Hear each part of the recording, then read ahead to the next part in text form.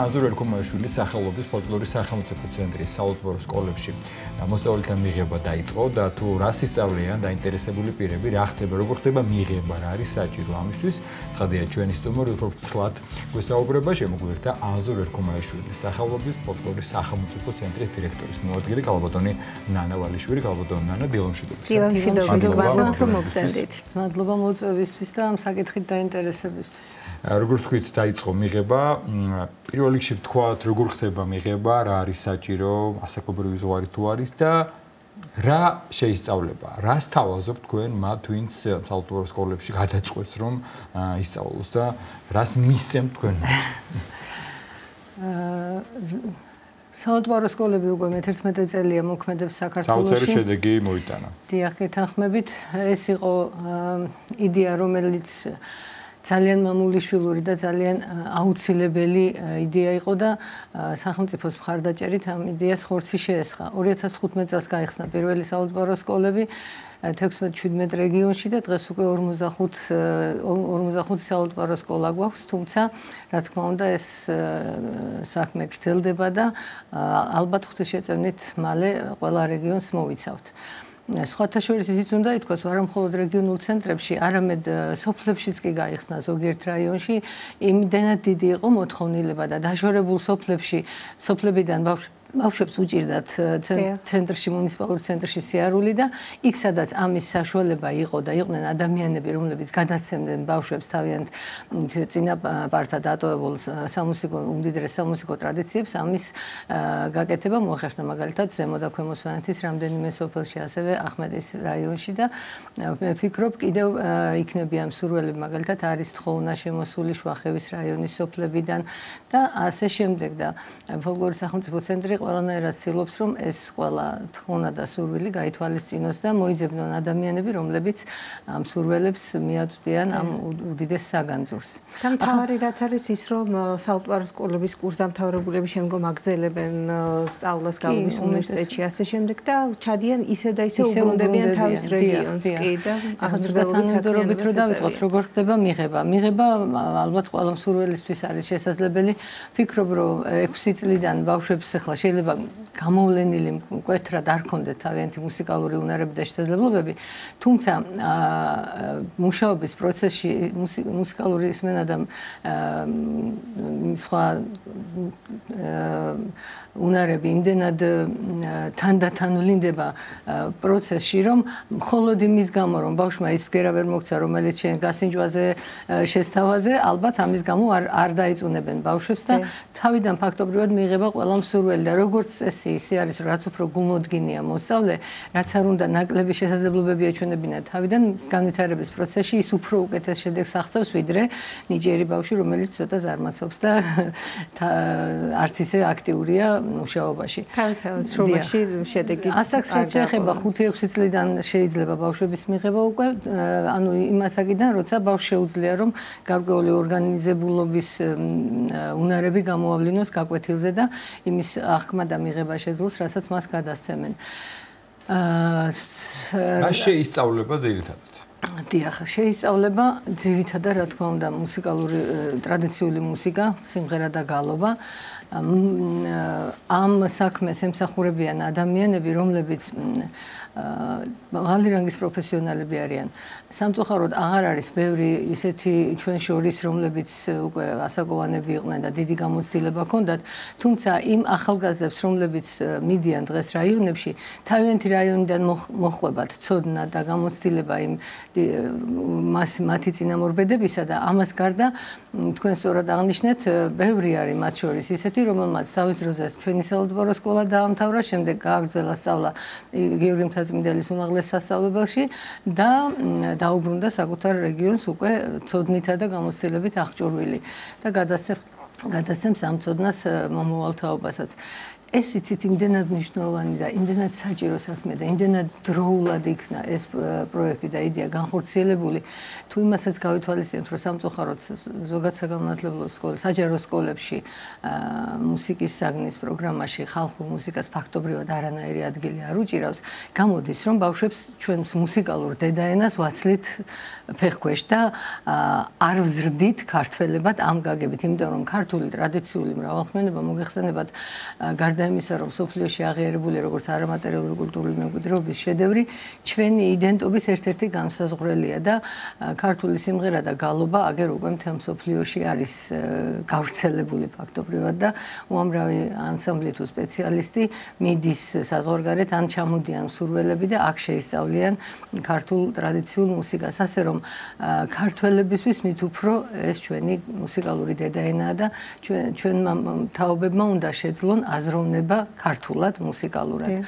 აი ბევრჯერ ხსენდება და ალბათ ყოველთვის უნდა ხსენდეს ბატონი აზური რქომაიშვილის სახელი და მისი ცნობილი სიტყვები, რომ თუ გინდა რომ სიმღერა გადარჩეს, ის ბავშვებს უნდა ასწავლო და ზუსტად მისი იდეა იყო თავდაპირველად და მის სიცოცხლეშივე მოხდა ამ იდეის განხორციელება ფოლკლორის სახელმწიფო ცენტრის და კულტურის სამინისტროს და მთავრობის დიდი მხარდაჭერით.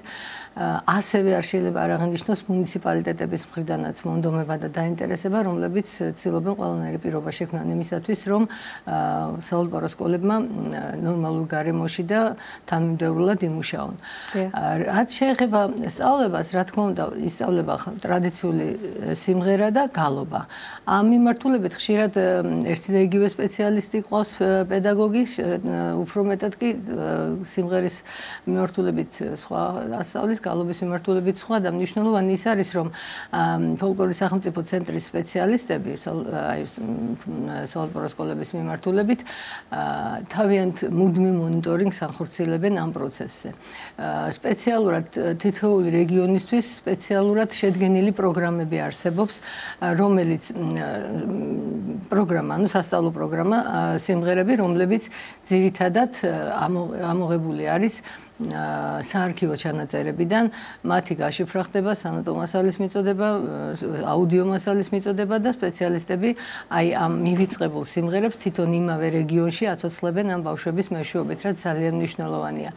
გალობას რაც შეეხება, ასევე სხვადასხვა სამგალობლო სკოლები იყო საქართველოში მოგეხსენება და ღვთისწყალობით დღეს უკვე გამომზეურებულია ეს სიმდიდრე სანოტო გამოცემების სახით და დასავლეთ საქართველოს თავისი სამგალობლო სკოლების ნიმუშებით ამარაგებენ ბავშვებს და აღმოსავლეთ საქართველოს კიდევ კარველანის სკოლის და სხოლის სკოლის ნიმუშებით, ასე რომ სწავლების პროცესი არის ძალიან გააზრებული, თანმიმდევრული და ფიქრობ საინტერესოა, იმიტომ რომ დღითი დღე იმატებს მოსწავლეთა რაოდენობა ჩვენ სკოლებში. აი ეს კითხვა უნდა დამისვა თქვენ ბრძანეთ, რომ მე-11 არის, ხო მიღება? მე-11 წელია და რამდენად გაიზარდა ინტერესი, რამდენად გაიზარდა თუნდაც ინფორმაცია მის შესახებ, რომ სკოლები არსებობს და იმ შედეგებიდან გამომდინე, რაც ხდება რეგიონებში, დაინტერესება თუ იზრდება და მეტი მსურველი თუ მოდის. დაინტერესება რა თქმა უნდა იზრდება და ეს არა მარტო სასწავლო პროცესის დამსახურება არის, არამედ იმ ყველაფრისა, როგორც ხდება მე ამ სასწავლო პროცესის შედეგების გამომზეურება. ფოლკლორის სახელმწიფო ცენტრს აქვს მთელი რიგი პროექტები საოლბარო სკოლების მიმართულებით. მაგალითად იყო ყოველწლიური ესეთი ფესტივალი მომავლის ხმები, რომელიც ძირითადად ანაკლიაში ტარდებოდა ხოლმე და უამრავი ბავშვი სხვადასხვა საოლბარო სკოლიდან ერთად იკრიბებოდა, რამოდენიმე დღეს ერთად ატარებდნენ. გარდა იმისა, რომ სწავლობდნენ სხვადასხვა სპეციალისტისგან და ისმენდნენ ძალიან საინტერესო საუბრებს, არა მხოლოდ ხალხური მუსიკისა და გალობის სპეციალისტებისგან, არამედ ცნობილი ქართველი მოღვაწეებისაგან, მათთან შეხვედრებით სიამოვნებდნენ. ამას გარდა ისინი ეს სიტუაცია ძალიან უწყობს ყოველთვის ხელს მათ დამეგობრებას. სხვადასხვა რეგიონის ბავშვები ამ 3-4 დღის განმავლობაში ერთად თამაშობენ, ერთად მღერიან, გალობენ, ერთმანეთს უზიარებენ გამოცდილებას და იყო ასევე ისეთი პროექტები და არის დღესაც, როცა არის გაცვლითი კონცერტები სხვადასხვა რეგიონის საოლბარო სკოლებს შორის. ბავშვები ერთმანეთთან ოჯახებში ცხოვრობენ და ეს კიდევ უფრო მეტად აახლოებს მათ და წლები გასდევთ მათ შემდეგ ეს მეგობრობა, იმიტომ რომ ამის მომსწრეები უკვე ვართ არაერთხელ. ასევე გალობის მიმართულებით ძალიან საინტერესო და მნიშვნელოვანი პროექტია გალობის მერცხლები, რომელიც ყოველ გაზაფხულზე ტარდება, როგორც დასავლეთ საქართველოს, ასევე აღმოსავლეთ საქართველოს საოლბარო სკოლებისთვის და მაგალითად აი მაისში იყო ვთქვათ ბაგრატში და იყო სვეტიცხოველში და აი ესეთ დიდ ტაძრებში ისინი ერთად გალობენ. ახლა უკვე მინდა ვთქვა, რომ გალობის მიმართულებით ისეთი დიდი წინსვლა და შედეგი გვაქვს, რომ წირვა-ლოცვაზე აი ამ 45 საოლდბორო სკოლის უმეტესობა უკვე უშუალო წირვა-ლოცვაში მონაწილეობენ ბავშვები და აი ეს წკრიალახმები რასაკვირველია. ძალიან მნიშვნელოვანია. როგორ ხდება რეგისტრაცია? როგორ უნდა მოხდეს რაღაც არსებობს გარკვეული აპლიკაცია არსებობს თქვენ თავმომბრძანდენ ონლაინ როგორ ვიც დაინტერესდება? ეს უფრო ადგილზე ხდება და პედაგოგსა და მოსწავლეებს და მშობლებს შორის არის ეს პრობლემა უფრო ასე ვთქვათ ადვილად მოსაგვარებელი და ის საინტერესო და მნიშვნელოვანია ის რომ ახალგაზრდები რომლებიც არ ცხოვრობენ შეიძლება გენეტიკურად არიან წარმოშობით ამა თუ იმ რეგიონიდან, მაგრამ არ ცხოვრობენ იმ რეგიონში, იმდენად დაინტერესებული არიან და იმდენად მაღალი პროფესიონალიზმი და სიყვარული აქვთ ამ საქმისა, რომ თბილისიდან დადიან კვირაში 2-3 და ისე ასწავლიან ბავშვებს, რა თქმა უნდა, ახლა ზემოსვანეთში ვერ ივლიან თბილისიდან, მაგრამ სადაც ეს შესაძლებელია დასავლეთშიც და აღმოსავლეთშიც ასეთი ენთუზიასტებიც ყავს, რაც ძალიან მნიშვნელოვანია და ნამდვილად მადლობის ღირსია ყველა ის ადამიანი, რომელიც არიშურებს ცოდნას და ენერგიას აი ამ მართლა საშვილიშვილო საქმისთვის. ერთგვარად ეს არის გარკვეულწილად თუნდაც ამითაც რა თქმა უნდა ძალიან კვირაში ამდენჯერმე ჩადიან, ვისაც ფიზიკურად ადგილმდებარეობიდან გამომდინარე ეს ხელისუფლება კონტაქტის და დაბრუნებას თავის ხარესთან, ხო? საქმითაც და ფიზიკურადაც. რა თქმა უნდა. კიდევ სწავლებას რაც შეეხება, გარდა სიმღერა გალობისა, გასული წლიდან დაემატა საალათბარო სკოლებში სეპირსიტყვიერება. ქალბატონი ეთერ თათარაიძე და ბატონი ამირან არაბული ამის დიდო სტატები არიან და ისინი ჩადიან რეგიონებში, საუბრებიან ბავშვებს, აძლევენ გარკვეულ დავალებებს, ღებულობენ მათგან პასუხებს და ასე შემდეგ. და რა საკვირველია ისეთ რეგიონებში, სადაც ავთენტიკური ტრადიციები უფრო მეტად არის შემონახული და ფოლკლორის სინკრეტული მიმართულება, რასაც ქვია, თქვა, სიმღერა, ცეკვა, ფერხული, ყველაფერი ერთობლივად ჯერ კიდევ ყოფაში არის შემორჩენილი, მაგალითად სვანეთში, რაჭაში, აჭარაში რასაკვირველია ქორეოგრაფიული მიმართულებითაც ვამახვილებთ ყურადღებას, რომ ის ტრადიციები ქორეოგრაფიულიც არ დაიკარგოს, რომელიც დღემდე ჩვენამდე მოვიდა და შეიძლება ყველაფერი დღემდე ვერ მოვიდა, მაგრამ დაფიქსირებულია გამოცემებში თუ ვიდეო და აუდიო ჩანაწერებში და ამის მიხედვით ხდება მათი აღდგენა და გაცოცხლება ადგილობრივ ტრადიციაში. კიდევ მნიშვნელოვანია საკრავები, ხალხურ საკრავებსაც შეისწავლიან იქ მსურველები თავთავიანთი რეგიონისთვის დამახასიათებელი და რაც შეეხება საკრავებს მართლა ძალიან მნიშვნელოვანი რამ მოხდა, რომ საალათბარო სკოლის ბავშვებმა მოინდომეს მაგალითად ზესტაფონში და აღადგინეს ლარჯემი.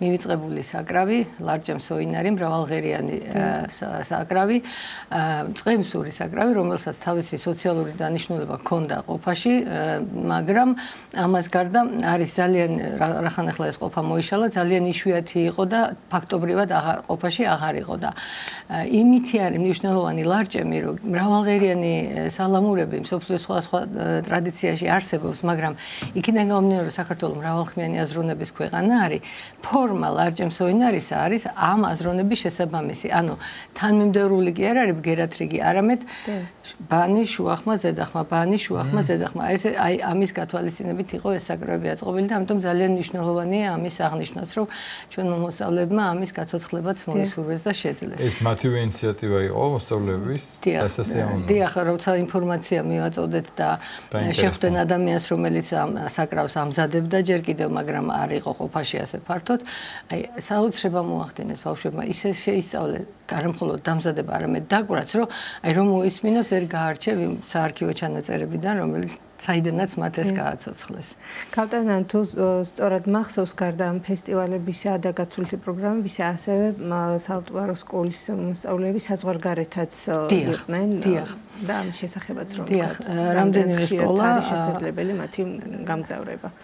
რამდენიმე სკოლა იყო ლევილში ქართულ ფესტივალზე მონაწილეობდა და ეს მათთვის ძალიან დიდი გამოცდილება იყო, რა თქმა უნდა, გარდა იმისა, რომ გავიდნენ ქვეყნის ფარგლებს გარეთ, ისინი გაეცნენ მithumetes ლევილში ჩვენს არც თუ ისე შორი ისტორიის ნაწილს შეეხნენ და უფრო ღრმად და ახლოს განიცადეს ეს ყველაფერი და მე ვფიქრობ, რომ მათი მოქალაქეება ჩამოყალიბებაში ესაც ძალიან დიდ როლს ითამაშებს და ამაზე გამახსენდა ია კარგარეთელის პიროვნება, რომელმაც დაახლოებით 1 საუკუნის წინ გამოსცა მუსიკის სახელმძღვანელო და ამ მუსიკის სახელმძღვანელოში განსაკუთრებულ მნიშვნელობას ანიჭებს ბავშვის აღზრდას ხალხური მუსიკის ტრადიციებზე, მრავალხმიანი აზროვნების ტრადიციაზე და ამბობს, რომ როცა ბავშვები მრავალხმიან სიმღერას ეჩვევიან, ისინი მოქალაქეებად ყალიბდებიან ერთმანეთის მოსმენას, ერთმანეთის დათმობას, აზრის გაზიარებას სწავლობენ. როცა ბავშვს ასწავლით დამწყების ხმას, მეორე მოძახილმა უნდა ეცადოთ, რომ ზეპირად კი არ გაიმეოროს ის, რასაც მასწავლებელი მას მოსძახებს და ჩასძახებს, ასე ვთქვათ, არამედ თავად მოძებნოს და შეუწყოს ხმა და ყველაზე მთავარს, რასაც ამბობს, რომ როდესაც ბავშვს ეძლევა პასუხისმგებლობა იყოს დამწყები ამა თუ იმ სიმღერისა, მასში აღიზრდება ასევე მოქალაქეობრივი პასუხისმგებლობა, რომ მას ეს საქმე ავალია და უნდა გაიტანოს ბოლომდე კარგად. და აი ესეთ მნიშვნელობას ანიჭებენ ჩვენი ძველი ცნობილი ადამიანები ტრადიციულ მრავალხმიანობას და ახალგაზრდების აღზრდას ამ წიაღში. ასე რომ მე მგონი, რომ ის რაც საჯარო სკოლებში დანაკლისია, საქართველოს მასშტაბით ჩვენი საალgebro სკოლები ამას თანდათან შეავსებს და ბავშვები ისევ ტრადიციული მრავალხმიანობის წიაღში აღიზრდებიან. დიდი მადლობა მოგზაურობისთვის, საუბრისთვის. ანზორ ეკომაშვილი სახელობის ფოლკლორის სახელმწიფო ცენტრის დირექტორის მოადგილე ნანა ვალიშვილი გსტუმრობდა.